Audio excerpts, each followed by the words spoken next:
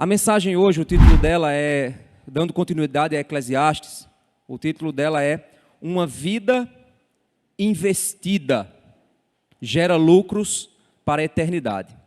Uma vida investida gera lucros para a eternidade. Meu querido irmão, depois que você partir para a eternidade, o que as pessoas falarão a teu respeito? Você já pensou nisso? A tua vida significou o quê para outros que convivem com você hoje? O que vai estar escrito lá na sua lápide quando você partir? Você já pensou nisso? Que imagem você vai deixar? Quais os comentários as pessoas farão a respeito de quem você foi? Será que Deus te chamou apenas para consumir oxigênio, esquentar o banco de uma igreja, comer a comida que fazem para você e no fim ser enterrado como alguém que fez o mínimo por onde passou despercebido pela existência? Ou será que existe um chamado para nós? Deus nos chama para fazer algo. O que Deus te chamou para fazer? O que Deus te chamou para viver? O que Deus te chamou para testemunhar? Nós vimos na mensagem anterior que a tolice, ela pode destruir reputações. E aqueles que sabem construir reputações sólidas em sua vida, precisam saber construí-las com sabedoria. Agora, nós vamos para mais alguns conselhos práticos em Eclesiastes, pois nós estamos nos aproximando do fim do livro, da nossa série. Nesse trecho aqui que nós vamos ver, Salomão vai nos ensinar como seguir adiante nesse mundo confuso e quebrado debaixo do sol. Ele vai nos mostrar que Deus nos chama a nos envolvermos na vida, confiando em tudo que Deus é e tudo que Deus faz por nós e através de nós. Nesse mundo de vaidade, nesse mundo de vapor, onde as coisas são instáveis e a vida não dá nem sempre o resultado que esperamos, a justiça às vezes é torcida e a perversidade até vence alguns rounds. Como então vivermos aqui em um mundo assim? Será que não seria melhor esperar um novo mundo para então começar a fazer e a viver? Não. Não é assim que funciona. É essa a mensagem. Há muito o que fazer agora. Há muito o que se viver com alegria. A vida se torna um fardo quando não existe alegria nela. E a alegria não é uma condição das circunstâncias, mas é uma condição do coração. Se você está aqui hoje e não é uma pessoa que se considere alegre, feliz, o problema não está nas suas circunstâncias. O problema está em você. É necessário nós aprendermos que a vida, para ser vivida com alegria, precisa ser aproveitada na perspectiva de Deus. Porque nenhum ser humano possui a vida em si mesmo. É interessante que eu vi um dia desse um teólogo dizendo que Deus ele não existe, ele é. E ele falou isso e eu fiquei pensando o que esse cara quer dizer. Ele disse que nós existimos porque nós fomos criados e um dia partiremos daqui, tomaremos uma outra existência, então nós existimos. Deus não, Deus ele é. Ele não tem início, não tem fim. Ele é em si mesmo. Ninguém aqui é algo em si mesmo. Você não é algo em si, você é algo em algo. E só existem duas opções. Ou você é algo em Deus, ou você é algo fora de Deus. Ser algo em Deus é o propósito para o qual você foi criado. Ser algo fora de Deus é nada mais, nada menos que a rebelião do pecado existente em você. Se não existe alegria na sua vida, existe algo errado com o algo para o qual você vive. Porque o apóstolo Paulo diz que aprendeu a viver a viver contente em toda e qualquer circunstância. Ele aprendeu porque o contentamento é uma condição que se aprende. Ninguém é naturalmente contente. Pelo contrário, nós tendemos ao descontentamento. Se você fica contente porque recebe um presente, em poucos dias aquele presente já não gera mais o contentamento que você teve quando recebeu. E ele se torna comum e você vai procurar outra coisa para te contentar. Se é um relacionamento que te contenta, você vai ficar pulando de um relacionamento para o outro até encontrar a alegria que você nunca vai achar. Se você acha que o emprego é o que vai te trazer contentamento, você vai pular do emprego para outro até tentar achar um emprego para se contentar. Se você acha que é morar num determinado local que vai te trazer contentamento, você vai mudar de lugar sempre e não vai achar contentamento, porque o contentamento não está nas circunstâncias, o contentamento não está nos lugares, não está nos empregos, não está nos relacionamentos. O contentamento está em Deus, que não muda e é eterno e nos fez. Para nós aprendermos a investir em uma vida que gera alegria, nós precisamos compreender a base do contentamento. A alegria é o resultado de um investimento correto na vida.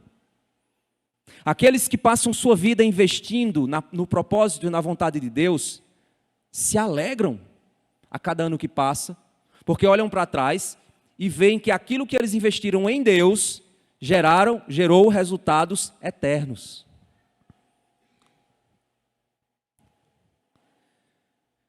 Diante desse pensamento, a gente vai aprender hoje 3 lições sobre como achar a alegria de viver. 3 lições de como achar a alegria de viver. Primeira lição. Você precisa entender que a vida é um grande centro de investimento. A vida é um centro de investimento. Não pare de investir na vida. A vida requer investimento. Abram suas Bíblias em Eclesiastes capítulo 11, e a gente vai ver a verdade que revela essa implicação. Eclesiastes capítulo 11, o verso 1 diz o seguinte: lance o seu pão sobre as águas, porque depois de muitos dias você o achará. Aí a gente pensa, o que significa isso? Vou pegar um pão francês e jogar dentro d'água. O pão vai ficar molhado, vai virar uma papa, e eu vou embora, depois eu volto, e está lá o pão lá, porque nenhum peixe comeu. É isso que ele está dizendo? Não. O que ele está fazendo aqui é um eufemismo. Ele está usando uma imagem para revelar uma verdade. Ele está dizendo o seguinte: quando você sai de casa, você vai trabalhar. Quando você trabalha, você está investindo no seu pão. Mas quando você vai fazer a feira, só come pão? Não. Você vai comprar o seu pão, você vai conseguir o seu pão de cada dia. Mas o médico foi e proibiu você de comer pão. Aí você vai dizer, agora deu errado, como é que eu vou investir no pão de cada dia? É um eufemismo, é uma figura apenas. É necessário a gente entender que o que ele está dizendo, e no contexto aqui, nós vivíamos num tempo aqui em que os grandes investimentos de visão de futuro se davam por meio das navegações. Do mesmo jeito hoje que essa busca espacial para tentar ir em planetas é uma busca por expansão e progresso, na mentalidade daquela época, a expansão e progresso se dava por meio das águas. Você investia em coisas muitas vezes desconhecidas. Você implementava viagens muitas vezes desafiadoras. No entanto, isso requeria de você uma visão de futuro, propósito, investimento. Lance então o seu pão sobre as águas. Trabalhe na perspectiva do avanço, na perspectiva do progresso, na perspectiva de alavancar novas oportunidades. Pois se você tem visão de futuro, você achará o seu pão quando muito depois você voltar. O mercado de investimento é assim. Se você quer grande retorno, você tem que ter investimento arriscado. É assim que o mercado funciona. Você quer ter retorno certo, o investimento é pouco. O investimento, muitas vezes, ele traz pouco retorno. O risco está diretamente relacionado ao retorno do investimento. No mercado de investimento funciona assim. Aqui a gente não está lidando com o mercado de investimento, mas a gente está lidando com visão de futuro. Então, invista em algo investível, vamos dizer assim, criar essa nova palavra, algo digno de investimento, e com certeza, depois de algum tempo, quando você voltar, você achará um retorno. Invista em coisas que não são dignas de investimento, e pode ter certeza que você não vai receber muita coisa. Basta olhar o que as pessoas normalmente hoje querem investir para ter retorno rápido. São coisas que muitas vezes fazem elas perderem dinheiro. Mas quando são coisas de investimento de longo prazo, existe retorno nisso. Ontem, é interessante que essa mensagem, irmãos, as séries, elas não são... Eu não digo assim, eu vou pegar essa série aqui porque eu quero dizer essa mensagem aqui. Não. As séries, elas vão na sequência. Interessante que isso aqui corrobora com muito do que eu falei ontem no Congresso de Casais. Ontem, antes de ontem.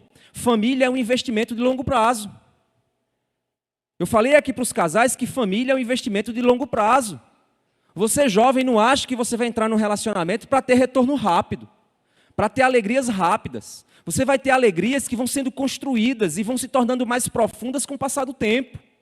Mas isso requer paciência, isso requer investimento, isso requer abnegação, isso requer amor. Lance o teu pão sobre as águas, porque com certeza, um dia, quando você voltar lá, você vai ver o retorno do seu investimento. A vida criada por Deus, ela se move por meio de duas dimensões, duas ideias contidas na dinâmica da criação. A ideia de cultivar e guardar. Aqui na nossa igreja a gente estuda bastante esse tema, tanto nas reuniões de casais, quanto nas reuniões de homens, nas reuniões de mulheres. Masculinidade, feminilidade.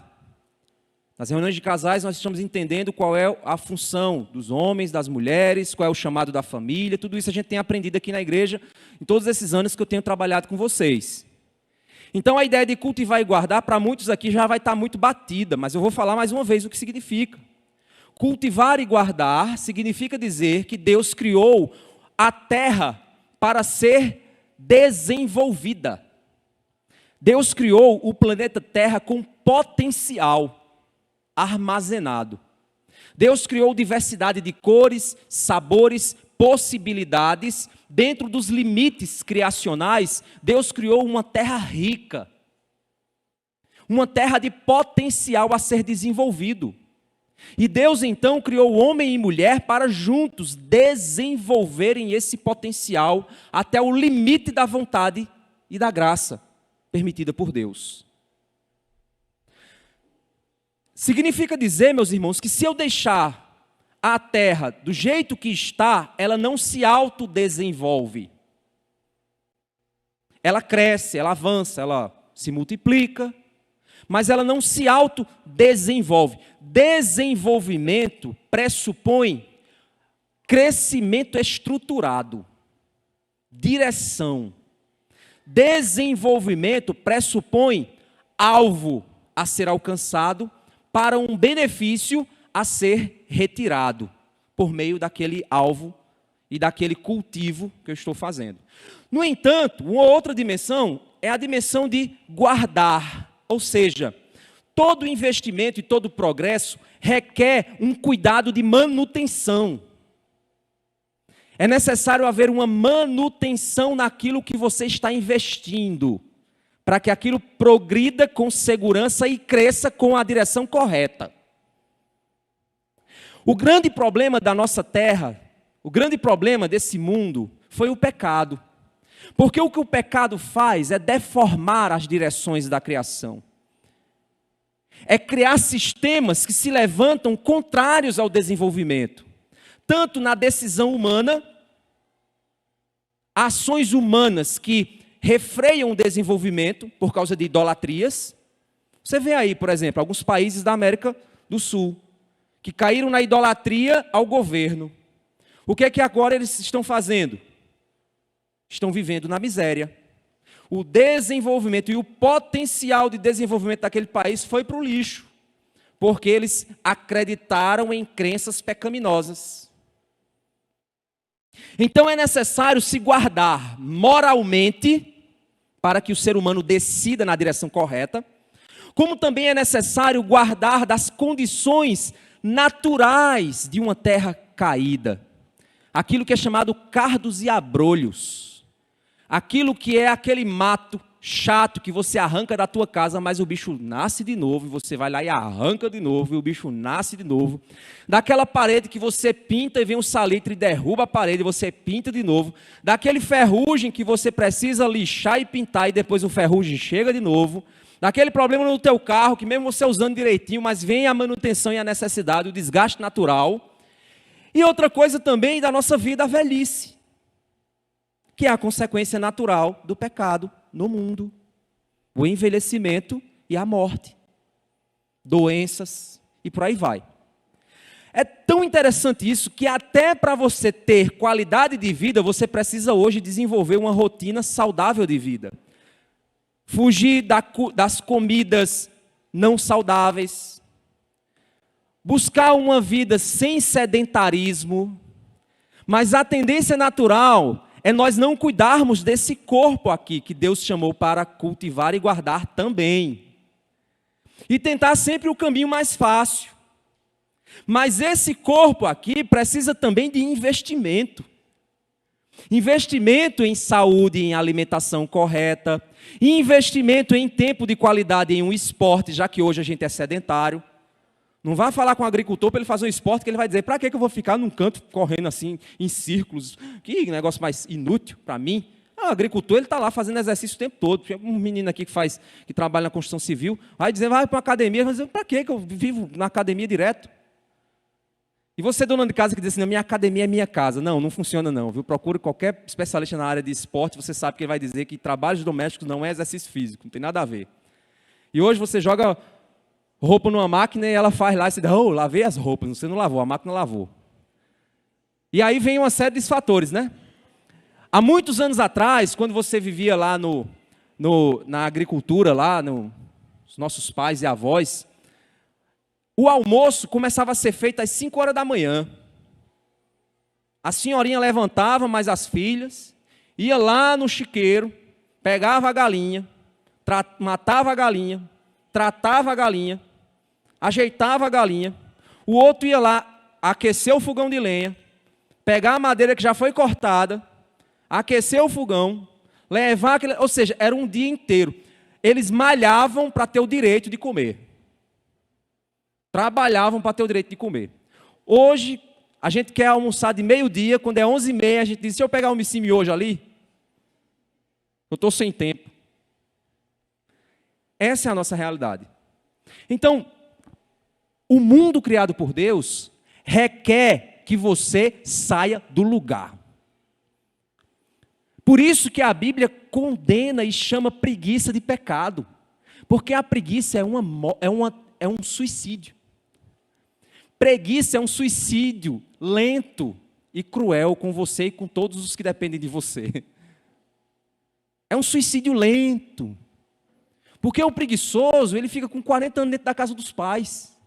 Não faz nada, só quer saber de diversão. Não move uma palha, não bate um prego numa barra de sabão. Mas ele está lá vivendo uma vida que depois ele vai gerar um problema para o irmão dele. Porque os pais morrem, não vai ter mais fonte de renda, aí ele vai para a casa do irmão. Já tem irmão olhando uns para os outros e dizendo, trabalha, viu? Trabalha que eu não vou te sustentar, não. Essa é a dinâmica mais básica criada por Deus. O pecado, então, é um movimento de degradação, tanto natural quanto moral. É uma degradação que tanto é natural da condição da física do mundo, como também é de uma decisão moral, de não fazer nada. Por isso que preguiça é pecado. Porque preguiça é entregar-se ao fluxo natural de um mundo caído. Isso é preguiça. Preguiça de fazer ou covardia para tentar. Porque também tem esse outro tipo. Tem um preguiçoso, que Provérbios diz que o preguiçoso, ele diz assim, tem um leão lá na rua, eu não vou lá fora não para ele não me devorar. O cara inventa até uma mentira de que tem um leão na rua da casa dele, e por isso ele não vai sair para o leão não comer ele. Mentiroso. Ele inventa uma mentira até descabida dessa para não ter que trabalhar. Isso é o preguiçoso. Vai ter com a formiga, ó preguiçoso, aprende com ela. Mas também tem o covarde, que é aquela pessoa que não tem coragem de enfrentar a vida. Não tem coragem de sair do canto. E fica em autocomiseração, é porque minha vida, é porque minha história, é porque minha família, é porque... É o covarde. Ele não avança porque ele simplesmente tem medo do futuro, ele tem medo do que vai acontecer. Não, se eu não fizer, só assim eu não sofro. Então vai sofrer por não fazer. Se eu não for atrás de emprego, só assim eu não levo não. Então vai morrer de fome dentro de casa. Porque tem que ir para ouvir um bocado de não até ouvir um sim. A vida pressupõe então um movimento. Ou é medo pela falta de fé, ou então tem outro problema, o desejo de acelerar o processo. Tem gente que quer resultado rápido, e aí vai para a bomba. O que é a bomba? É aquele cara que quer malhar e ter músculo sem malhar. Não é isso, Isabela? O cara vai lá e diz assim, eu quero para a academia e sair um monstro. Mas ele não tem paciência de ficar lá, passando pela vergonha que eu passava. Eu não estou mais na academia, eu estou falando outra coisa. Aquela lá de pegar aqueles dois pezinhos, aquelas bolinhas lá e o jovem do lado. E você lá com aquelas bolinhas lá. Ele não quer ter a paciência de passar por... Eu não tive essa paciência porque eu fui arrumar outra coisa para fazer. Mas tá lá, o cara lá, ele não quer passar pelo processo. Então o que é que ele faz? Ele acelera o processo. E aí ele utiliza-se de substâncias químicas que vão trazer para ele problemas de saúde. Então existe também esses que querem burlar o processo.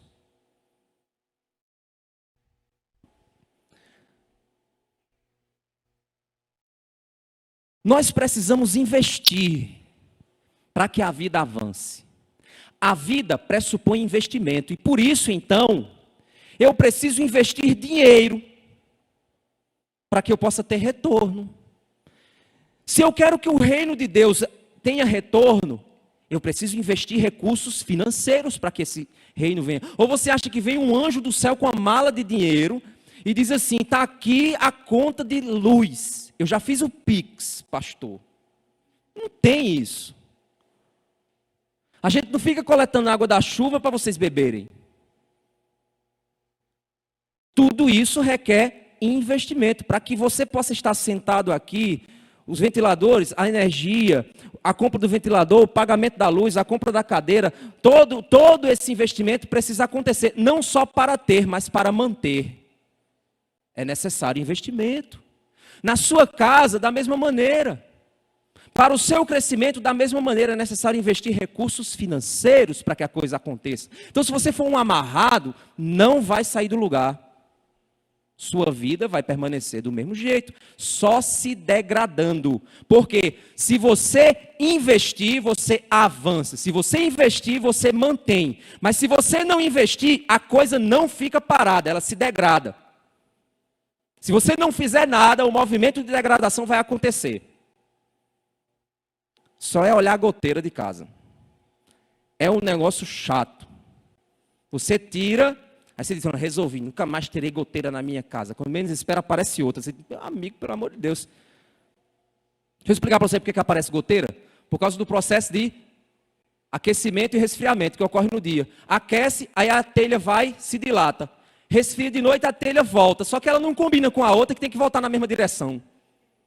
Aí com o tempo elas vão, ó. Espera estar lá a goteira na tua casa. Expliquei o processo físico da goteira. Se você conseguir resolver o problema da dilatação térmica, você vai resolver para sempre o problema da goteira nas casas das pessoas. Venda isso que você vai ganhar dinheiro. Até que se possa resolver isso, meu amigo, não vai ter solução. Não tem solução. Ferrugem. Ferrugem é a oxigenação do ferro. O ferro, o oxigênio, entra em contato com o oxigênio e começa a criar o ferrugem. Não tem como resolver, a não ser que você evite que o ferro entre em contato com o ferrugem. Aí você pinta. Você usa uma camada de alguma coisa. Mas com o tempo essa tinta resseca, racha, e o ar começa a entrar de novo. E pegar na mão do ferro e dizer, vamos dar um passeio. E aí você vai ter problema de novo. É o processo da vida. Se você não fizer nada, a vida dá um jeito de fazer por você. E o problema é que a terra debaixo do sol, ela está quebrada. E ela sempre vai fazer alguma coisa para aumentar o teu trabalho. Aumentar a tua dificuldade. Porque lá em Gênesis Deus disse, viverás do suor do teu rosto. Agora o trabalho vai te dar trabalho. Não quer ter trabalho? Não tenha nada. Isso é impossível. É impossível. Investir tempo de qualidade, meu irmão. Tempo também tem que ser investido. Se você pega o teu tempo e investe em bobagem, fica o tempo todo assistindo aqueles stories lá, aqueles rios infinitos, que aquilo ali é feito para te viciar. Você passa 30, 40, 1 hora, 2 horas vendo aquela bobagem, é naquilo que você está investindo, é daquilo que você vai ter retorno. Deixa eu te dizer, que retorno você tem daquilo? Nada. Tempo também requer investimento. Investir vida em família, investir a vida. É necessário sua vida ser investida. Tem gente que quer só pagar para os outros fazer. Não, pastor, eu já dei a oferta. Mas ele não quer investir a vida dele em algo. A vida também precisa ser investida. Apresenteis os vossos corpos. A vida, o tempo, a história, os relacionamentos, os filhos, precisam ser investidos também, para que eles progridam. Então, lança o teu pão sobre as águas, que um dia, quando você voltar, você vai encontrar o retorno. Então, invista, pois um dia você receberá o retorno daquilo que você investiu. Segunda lição, primeira lição que a gente aprendeu aqui é que a vida requer investimento. Tem para onde correr. A vida requer movimento. Segunda lição, investimento requer prudência. Mas prudência não é sinônimo de medo de se lançar. Seja prudente e não covarde. Olha o verso 2 ao verso 4. 11, 2 ao 4. Reparta com 7 e até mesmo com 8. Porque você não sabe que mal sobrevirá sobre a terra. Reparta, meu irmão. Porque você não sabe o futuro. Pode ser que um dia você precise de volta. A mão que você cedeu ao outro, um dia você pode precisar. Então reparta. Faça a sua parte. Você não sabe o que é o futuro. Segurar não te ajuda a ter segurança. Porque nem sempre O que você retém é o que você precisa. É o que você acha que precisa. Ele continua dizendo outra coisa, verso 3. Se as nuvens estão cheias, derramam chuva sobre a terra. Ou seja, se eu olho para as nuvens, elas estão escuras, eu vou dizer ali, mas amiga, aquela nuvem ali está cheia d'água, ela vai chover. O que é isso? Ler a natureza. Olhar o óbvio. Conhecer a dinâmica da vida. Você vai para o sítio, você vai para o interior, aí está lá o agricultor olhando para o céu. O que esse agricultor está esperando? Ele está fazendo uma leitura. Ele não tem certeza do que vai acontecer, mas ele tem uma ideia de um mecanismo que ele já viu várias vezes acontecendo. Então, se você olha para as nuvens e estão cheias, você sabe que vai haver chuva, porque aquela água não vai ficar lá para sempre. Algum dia ela cai. Ele continua dizendo o seguinte: se uma árvore cair para o sul ou para o norte, no lugar em que cair, aí ficará. Você diz, que coisa mais óbvia? É exatamente o que ele está dizendo, é óbvio. Ele está dizendo, se a árvore cai, meu irmão, a árvore não tem perna, então se ela cair, ela vai ficar. Se ninguém for lá tirar, ela fica. Se ninguém remover, ela fica. Se caiu para o sul, ela fica. Se caiu para o norte, mas rapaz, essa árvore caiu ontem para o lado de lá, já está do lado de cá, provavelmente alguém mexeu. É claro, meu querido. A não ser que ela criou vida e tombou para o outro lado. Não é possível. Então existem coisas que são óbvias na vida. Existem coisas que eu leio da natureza. Existem coisas que são óbvias. Existem coisas que eu faço porque eu não sei o futuro. Então eu faço o agora. Eu sou estratégico. E ele continua dizendo: quem somente observa o vento, nunca semeará. E o que olha para as nuvens, nunca fará a colheita. Aí ele dá nas duas pernas do cara, porque o cara está olhando e dizendo assim, então deixa eu ficar aqui fazendo análises.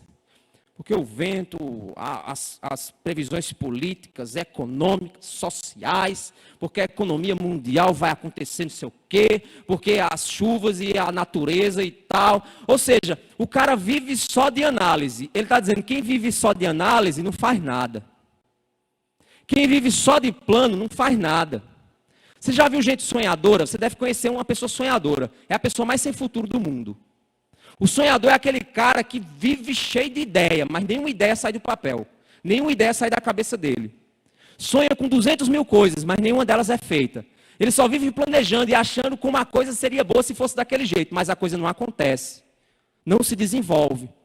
A questão não é planejamento. O problema não é planejamento que só fica no planejamento. Planejamento precisa de ação. Mas ação sem planejamento é loucura. Porque você precisa conhecer as dimensões que estão aí diante dos seus olhos. A chuva que está prestes a cair, a árvore que caiu, e não precisa ser CSI para saber o que é que aconteceu nela. Precisa ser investigador criminal para saber. Só é olhar para onde ela caiu e saber que ela caiu para lá e pronto. Mas também saber que eu estou aqui ajudando pessoas, mas se um dia eu precisar, essas pessoas podem me ajudar. Por que não? Não ajudo para ser ajudado, mas é fato que eu ajudo porque se um dia eu precisar, essas pessoas também podem me ajudar. Ou não podem? Podem. Fiz amigos. Ajudei pessoas. É a dinâmica da vida.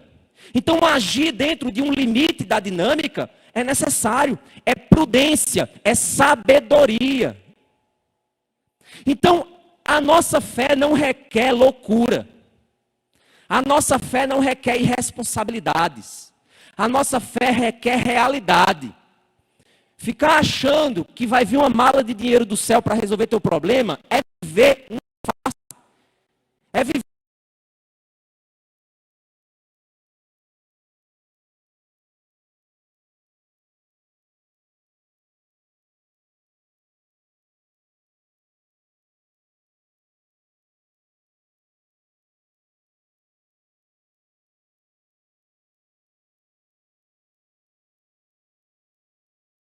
A tua idade, eu tenho aqui de 8 anos para cima, né? 9 anos para cima.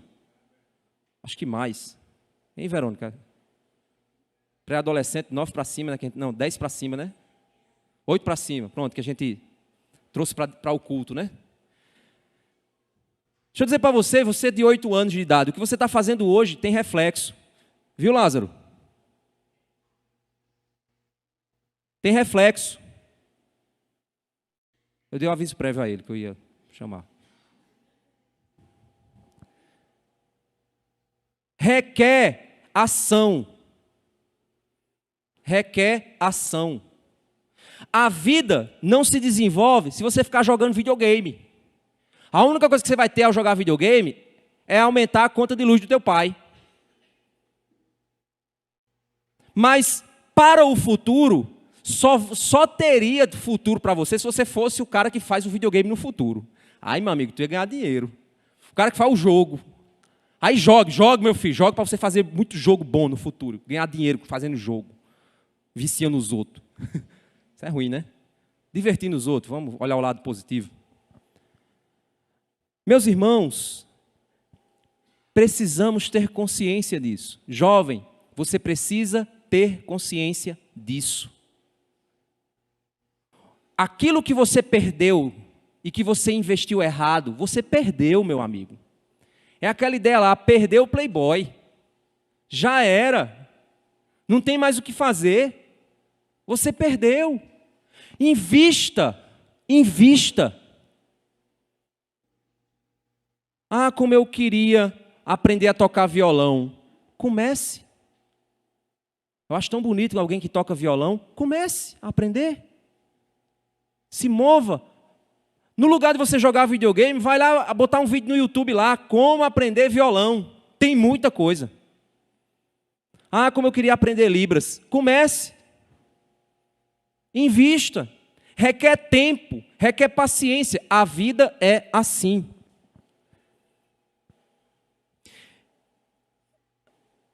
Os covardes, eles esperam um tempo ideal. Eles usam uma falsa prudência. Não, eu não vou começar isso agora porque eu estou analisando o mercado. Não, porque você é um covarde. Existe a oportunidade, existe a ideia, existe o meio. Você não faz porque não quer. Então não venha que você é prudente, não. Não existe isso, não. É a falsa prudência. Se você é jovem, tem tempo. Ah, como eu queria aprender violão. Tem tempo. Tem um violão. Tem uma pessoa que sabe, você só não aprende porque você é um covarde. Você tem a vontade, tem o tempo, tem o professor e tem o violão, por que você não começou ainda? Não é prudência. Estou usando isso aqui como exemplo. É claro que em projetos maiores funciona da mesma forma. Coisas mais complexas da vida a gente às vezes não faz porque a gente tem medo de se lançar, de fazer, de crescer, de desenvolver. A gente tem medo. E aquele medo nos domina. E a gente diz que isso é prudência. Deixa para depois o estudo, o trabalho, o casamento. Pastor, é porque eu não estou pronto agora. Tá, não, é porque você não quer problema para a sua vida. É esse o seu problema. Eu não quero agora não estou pronto. Família, filhos, é a mesma coisa. Passa a vida de curtição em curtição, mas não quer desenvolvimento. Porque, meu amigo, crescer exige lançar-se, exige coragem, exige vontade. Eu digo isso muito para os líderes aqui da igreja. Você quer que seu ministério cresça? Seja corajoso. Aqui eu gosto, vocês sabem que a gente trabalha com os projetos, está tentando avançar e tal. Eu fico incomodado em ficar com a coisa assim, se eu quisesse eu podia, só todo domingozinho aqui, vinha com vocês, trazia uma pregação, você dizia como a pregação foi boa e ia para casa. Aí no outro domingo, a pregação foi boa e ia para casa. Não. A igreja ela tem que ficar crescendo, desenvolvendo. Onde ela vai chegar, não sei. O que é que tem que acontecer é a gente trabalhar. Tem que trabalhar, tem que sair da zona de conforto. Eu digo por líder, você quer ser líder na igreja, então se acostume que eu vou encher seu saco. Se acostume. Se não gostar, então você diz, não, pastor, eu quero não, quero problema para a minha vida não. Então vai arrumar outra coisa para fazer. Mas não queira um projeto, não queira um avanço, porque a gente vai avançar dentro do tempo e da maneira do Senhor. Se Deus também disser não, a gente para. Mas parado não ficamos, vamos para outro canto. Deus diz, para aqui. Eu digo, está certo, Senhor, então deixa eu ir para lá. Certo, vá, não, mas para agora. Então deixa eu ir para outro canto. Isso é a vida, isso é o crescimento, isso é o avanço. A vida funciona assim.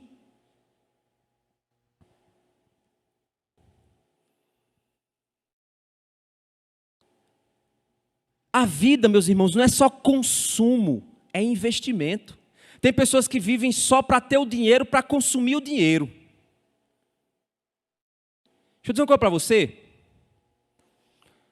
Você recebe o seu salário e você gasta o seu salário em bobagem e você não separa um pedaço do seu salário para fazer um curso. Você não separa um pedaço do seu salário para pintar uma parede da tua casa, para dar uma ajeitada no teu carro, para talvez até comprar um carro. Isso não é feio, gente, isso não é ruim. Isso requer tempo, paciência, lançar-se na vida. Requer isso.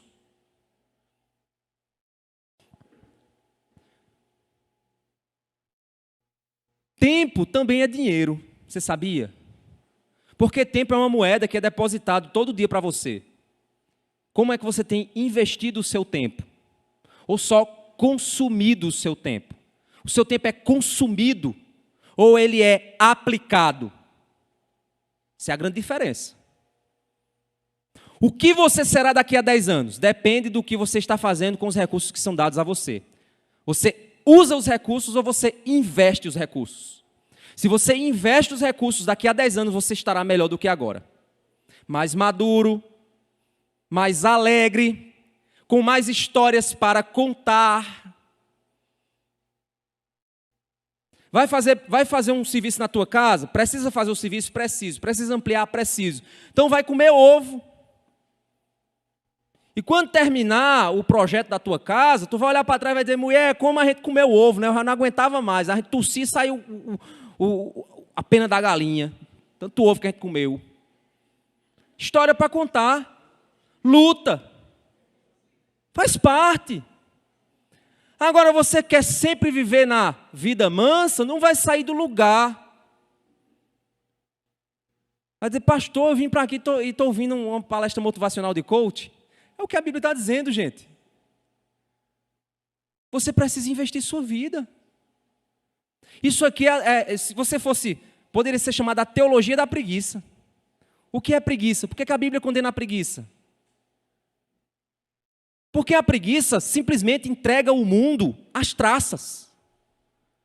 A preguiça entrega a tua vida ao pecado, a um processo que não vai abençoar outros por meio da tua vida, por meio do teu emprego, por meio da tua sabedoria. Podemos ser prudentes e interpretar as estações, mas tudo isso não deve nos fazer jamais avançar na vida e na obediência. Não deve nos fazer jamais parar de avançar na vida e na obediência ao reino do Senhor.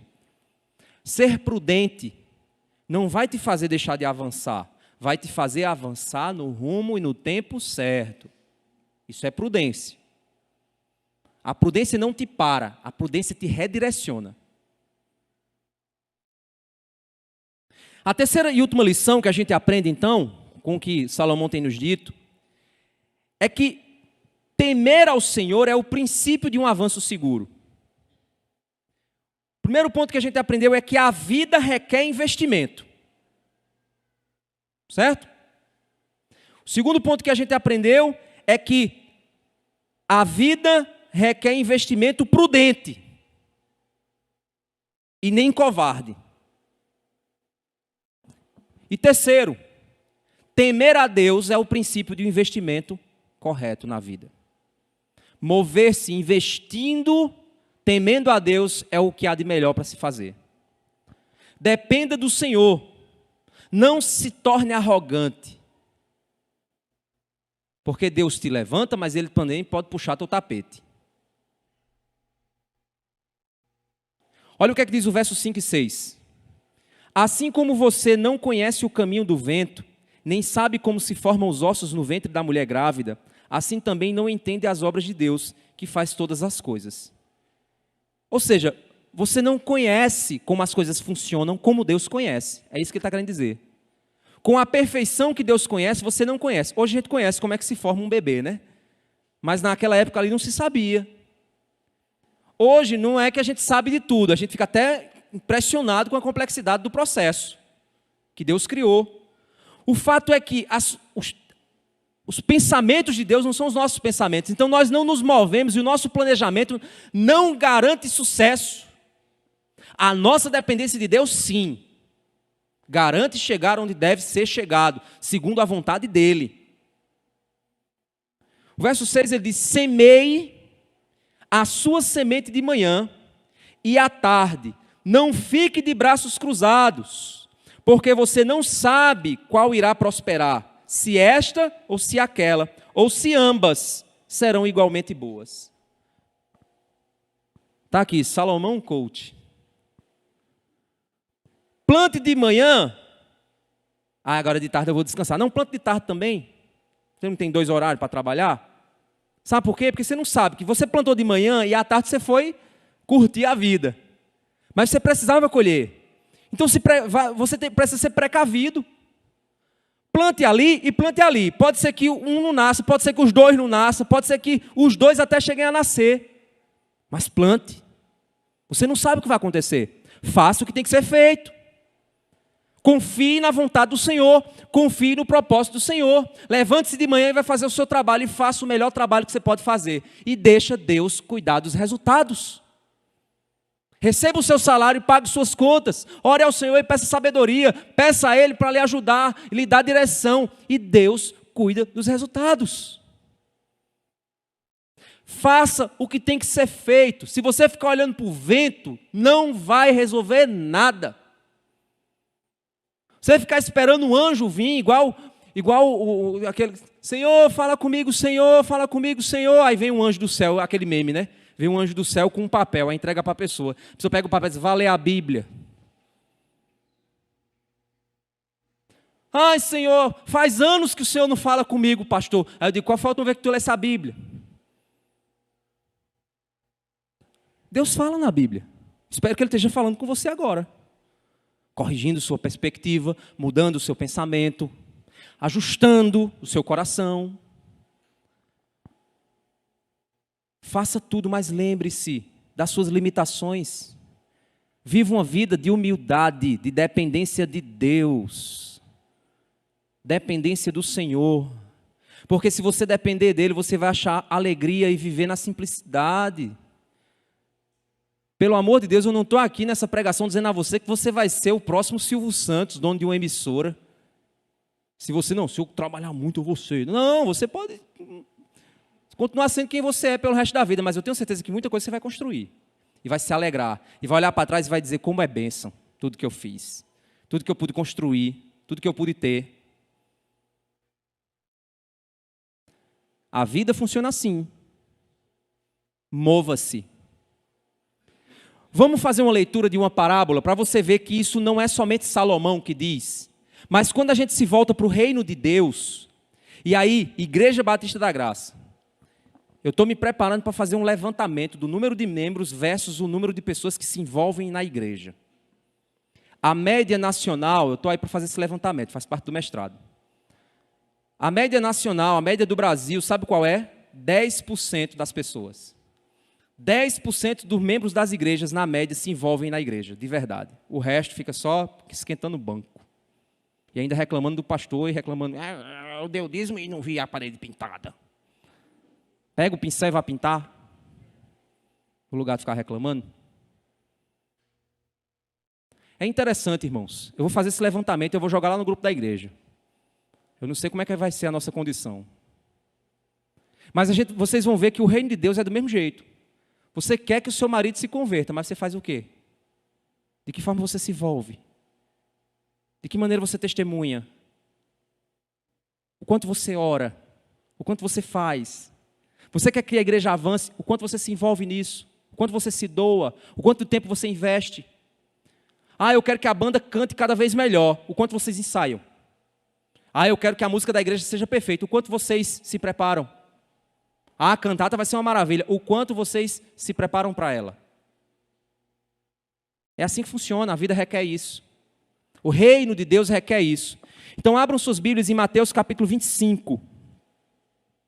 A gente vai ler. Mateus capítulo 25. A gente vai ler uma parábola muito conhecida, do verso 14 ao 30.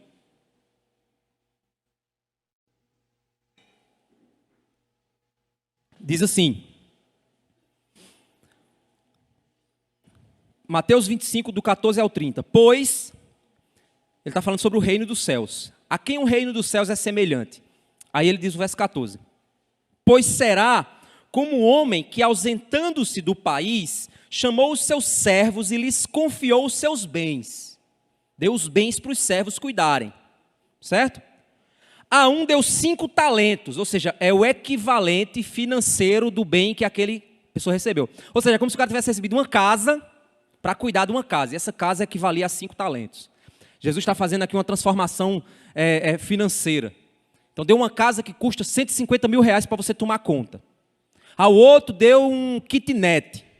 Ao outro deu uma cabana. Então olha como é que funciona.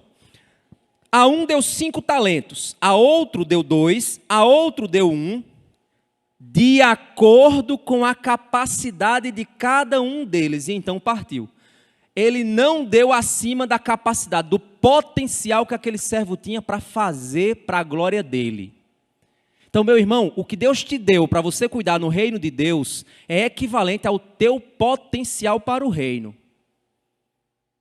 Tem jovens aqui que eu vejo eles com um potencial imenso para o reino de Deus. E eu quero investir na vida desses jovens. Você é um jovem que quer avançar no ministério, quer crescer e quer trabalhar para o reino de Deus, meu amigo, cola em mim. Cola em mim, né? A câmera aqui em mim. Meu amigo, que a gente vai-se embora. Vou raptar teu filho não, viu? Mas a gente vai trabalhar. Eu sei que esse é o ministério que Deus me chamou. Capacitar jovens. Preparar líderes futuros. Então, se você crê que tem potencial, cola, que a gente vai. Então, existe um potencial. E o potencial é dado. E Deus vai cobrar de acordo com o potencial, meu caro. Também não diga assim, eu tenho um potencial de ser o presidente do Brasil. Aí eu vou dizer, tu não tem não, cara. Baixa a bolinha. Não tem não. Porque você pode pensar que tem muito potencial, você é o cara do potencial. Aí eu vou dizer assim, ó, eu vou conversar com a mãe e com o pai. Eu digo, ó, vocês encheram demais a bola do menino, viu? O menino está se achando Tom Cruise. Que está conservado. Assisti um filme dele um dia desse, o cara com 60 anos daquele jeito, meu amigo, se eu chegar com essa idade daquele jeito, estou no lucro. Preciso investir muito. Ele investiu. Tinha dinheiro e tempo para isso. Verso 14, verso 17. Não, 16. O servo que tinha recebido 5 talentos, olha só, o que tinha 5 talentos, saiu imediatamente a negociar com eles. Olha o potencial do cara. E ganhou outros 5. Do mesmo modo, o que tinha recebido 2 talentos, ganhou outros 2. Mas o servo que tinha recebido 1 talento, saindo, fez um buraco na terra. Olha só que... Fez um buraco na terra e escondeu o dinheiro do seu senhor. Depois de muito tempo, o senhor daqueles servos voltou e fez um ajuste de contas com eles.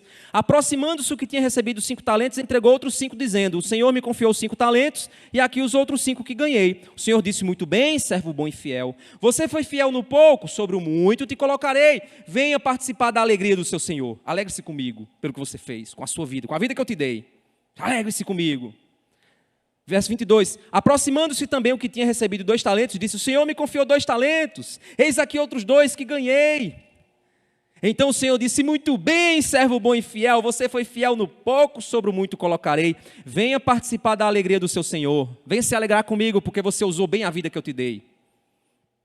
Verso 24, chegando por fim o que tinha recebido 1 talento, disse, sabendo que o Senhor é um homem severo, que colhe onde não plantou e ajunta onde não espalhou, fiquei com medo, escondi o seu talento na terra, aqui está o que é seu. Mas o Senhor respondeu: servo mau e preguiçoso. Você sabia que eu colho onde não plantei e ajunto onde não espalhei? Então você devia ter entregado o meu dinheiro aos banqueiros, ou seja, pelo menos pega o talento e entregue para outro, porque aí só assim tu ia chegar e dizer: eu investi, em algum lugar eu investi. Aí ele dizia: eu ao voltar receberia com juros o que é meu. Portanto, tirem dele o talento e deem ao que tem 10, porque a todo o que tem mais será dado e terá em abundância, mas ao que não tem, até o que lhe tem será tirado. Quanto ao servo inútil, lancem-no para fora, nas trevas. O cara foi condenado, gente. Você diz: eita, então perde a salvação? Não, ele apenas evidenciou que nunca foi salvo. Essa é a verdade, para compatibilizar com a verdade bíblica. Ele apenas evidenciou que ele nunca foi crente, porque ele nem conhecia o Senhor dele. Ele disse: espera aí, pelo menos o que tu sabia de mim não era isso? Por que tu não tomasse uma ação diferente, já que você sabia isso? Nem conheceu o Senhor, ele conhecia. Recebeu pouco e ainda fez nada com aquilo que ele recebeu. E ainda queria culpar o Senhor por isso. Não, também o Senhor não me deu nada, eu não sei cantar na igreja, eu não ganho dinheiro, eu não sei fazer nada. Então eu vou ficar aqui no banco. Vou apenas consumir o oxigênio. Apenas esquentar a cadeira. Não vou fazer nada para o reino de Deus.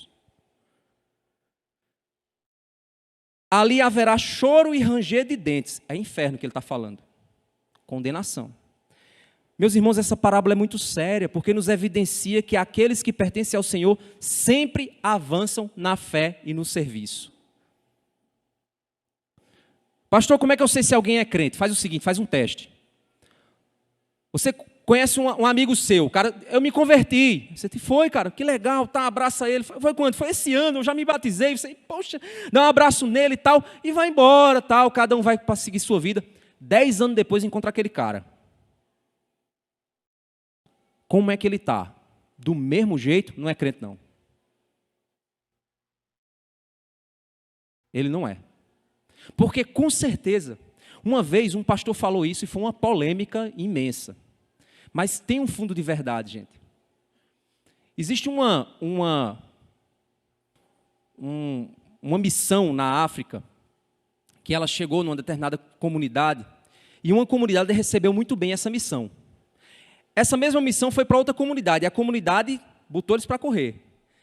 Mais ou menos alguns anos, eu não lembro quantos anos depois, você chegava na comunidade e falaram que aquela comunidade tinha se transformado.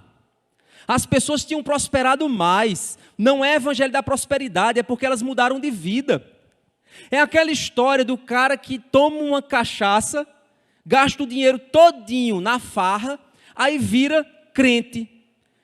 Vai pouco tempo depois, o cara já comprou um carrinho. Aí diz: eita, qual é a igreja que tu está? Não, ele pegou o dinheiro que gastava com cachaça e investiu num carro. Precisa de milagre para isso? Precisa só ajustar o coração. Teve um pastor que falou o seguinte: por que o evangelho entra nas favelas e não muda a favela? Por que não muda? O que está acontecendo com aquele evangelho? E o cara foi crucificado. Mas o que ele estava dizendo é que muda a vida das pessoas. Faz alguma transformação. Se aquele evangelho consegue conviver com a criminalidade sem problema nenhum, tem algo muito errado com aquele evangelho ali. Tem algo muito errado. Então, o fato aqui, meus irmãos, que essa parábola nos diz é que aqueles que foram salvos sempre irão avançar, sempre irão crescer, sempre irão se desenvolver em todas as áreas da vida. Não é enriquecer, é crescer, desenvolver, amadurecer. Não tem nada a ver com dinheiro, tem a ver com caráter. O dinheiro pode até ser uma consequência, dependendo do seu emprego, mas tem a ver com caráter. Alguém que há anos apenas esquenta banco, meu irmão, está em risco de nunca ter conhecido o Senhor. Quando você vê uma pessoa que nunca se desenvolve, nunca cresce, tem crente que você tem que voltar para ele e puxar a orelha do cara todas as vezes com a mesma coisa, com a mesma coisa, com a mesma coisa, com a mesma coisa. Chega um momento, meu irmão, que pode ter certeza que aquele cara não é crente. Não tem condição que ele não sai do canto. Não tem condição que ele não muda. Pelo amor de Deus, o cara não tem transformação. É sempre o mesmo moído tem algo muito errado na vida daquela pessoa. Precisa corrigir. Eu não vou dizer que já é, porque eu não tenho condição de conhecer o coração de ninguém, mas, pelo amor de Deus, tem algo muito errado na vida dessa pessoa. Obviamente, os que fazem muito também podem estar fazendo pelo motivo errado. Lembra aquele outro texto que uns chegam para Jesus e dizem assim: mas mestre, nós profetizamos em teu nome, fizemos curas em teu nome, expulsamos demônios em teu nome. Aí Jesus diz assim: eu nunca conheci vocês. Então também não é ativismo que fala de salvação,